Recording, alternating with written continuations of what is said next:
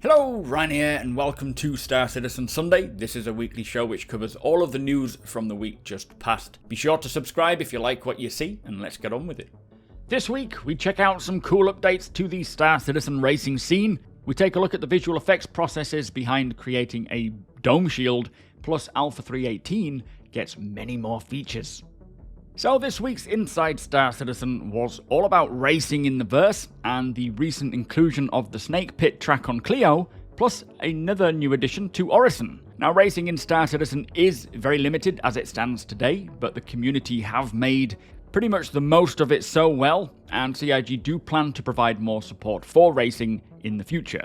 I, for one, will certainly be taking part more in the racing scene, as many of you mentioned in the comments in the previous video that there is plenty to learn right now with regards to racing. I don't need to wait for all of the changes and ship balance and such, so I will definitely get more practice in, I think. But racing has practically been driven by the community, and the Snake Pit track came about from one of the community organisations who found the canyons and then held regular races between orgmates. A developer at CIG saw a video of players racing there and wanted to create something fun for the racers and spectators, and with having a limited number of days to work on it, the developer had to reuse already created assets rather than designing new ones, and spent a couple of hours placing these assets down to see how it feels. Many devs do like to work on things in their free time, regardless of whether it is work related or not, and as this dev says, they are actually encouraged to communicate with the community, which is not something you find in other game development companies. So I do like this a lot, especially how many of the developers are kind of interwoven with the community and spend time talking to them and even playing Star Citizen with them. Now, the Snake Pit is a pretty cool racetrack that I have had a brief time on, and every time I crash and die, but I just need to get better.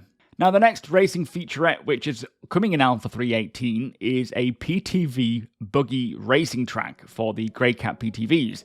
So while CIG were working on the Siege of Orison, they realised that many of the convention halls are just sitting empty between the events, and so decided to begin filling them with something fun. After having a few ideas bouncing around, they decided upon a buggy racetrack. They didn't want to take it too serious and wanted something fun and playful, and took a lot of inspiration from things like Mario Kart, laser tag, paintball arenas, and so on. And within 3 weeks, this one-man project came to be. Now, the racetrack is also pretty modular, allowing for quick iterations and finding a fun layout, which includes a jump. That'll be interesting. They did want to have a loop-the-loop, but the buggies are just not quick enough at this time, so they are looking into the physics, and maybe one day we could see the Grey Cats capable of doing that, at which point they may add a loop-the-loop in.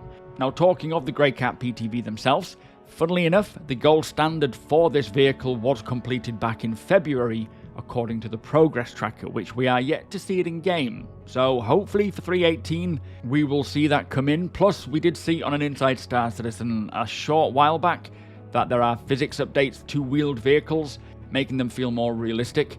So if all of this is ready in time for 318, then Grey Cat buggy racing will be quite a great addition. Now, in regards to these racetracks and racing in general, I am all for this. I do love how diverse the verse is planning to be, and it is slowly becoming that.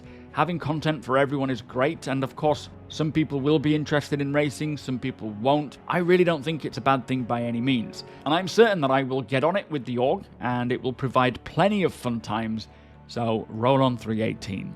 But that was Inside Star Citizen this week. Next week, it is a all sprint report episode, so cannot wait to see that. Fingers crossed we see any little snippet on the star map. That would be nice. But at this time, we have no idea what the features will be. So also this week, there was a new Observist lifestyle post which talks about the potential of a more commercialized pyro system. Star Citizen Live this week was with members of the visual effects team taking us through the process of creating a dome shield. Now, this of course does not necessarily mean we will see a dome shield like this in the PU, but I guess it is a good sign that we could in the future. And I do think as an FPS gadget, having some form of protective hollow shield that you could deploy to keep you protected during an explosion or while gunfire in the middle of an open plane would be pretty cool. Also, both the Persistent Universe and Squadron 42 monthly reports were released, of which I have just covered the Squadron 42 monthly report, which I will link in the description below. The Persistent Universe Monthly Report coverage will be coming sometime next week. Lots of progress going on for both projects, in fact, so do not miss out on them. They are chock full of information.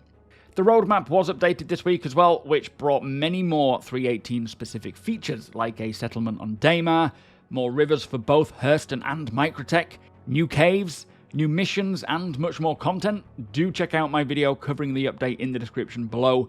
3.18 just got even better, and I cannot wait for this to start hitting the PTU.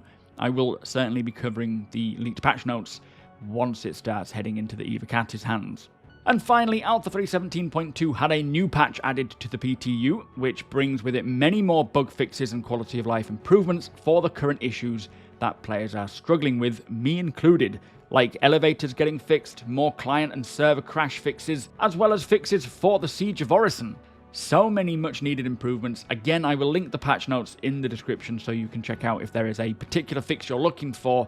There is also quite a big list of known issues, which means CIG are aware of it, and we'll hopefully get them fixed as well. Not sure when this PTU patch will release to live, but we are certainly in the need for it. So that brings us to the end of the show. If you do enjoy my content, please consider subscribing and hitting that like button. Also, I am able to do this thanks to my very generous patrons and channel members. If you appreciate what I do and would like to help make it even better from as little as $1 a month, all of the links are provided below.